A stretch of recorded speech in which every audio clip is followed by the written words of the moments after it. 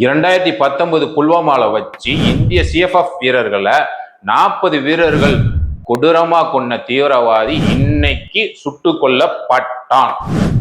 அவன் வேற எந்த நாட்டுக்காரனும் கிடையாது, இந்தியாவில் இருக்கிற புல்வாமா ஊருக்காரன் தான் அவன்.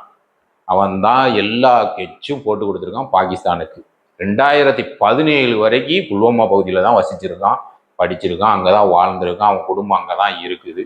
மேல் படிப்புக்காக படிக்க போறேன்னு சொல்லிட்டு பாகிஸ்தானுக்கு போய் பயங்கரவாதி கூட சேர்ந்து எப்படி தாக்குதல் நடத்தன்னு எல்லா கெச்சும் போட்டு மூளையா செயல்பட்டவன் அவன் தான். ஏன்னா அவனுக்கு புல்வாமால இருக்கிற சந்து பொந்து மிலிட்ரி வண்டி அங்கிட்டு கூடி எங்கெங்க கிராஸ் ஆகும், மெயின் ரோடு என்ன எல்லாமே தெரிஞ்சவன். அவன் தான் ஃபுல்லா கெச் போட்டு கொடுத்து இந்த தாக்குதலுக்கு மூளையா இருந்து செயல்பட்டவன் அவன் தான்.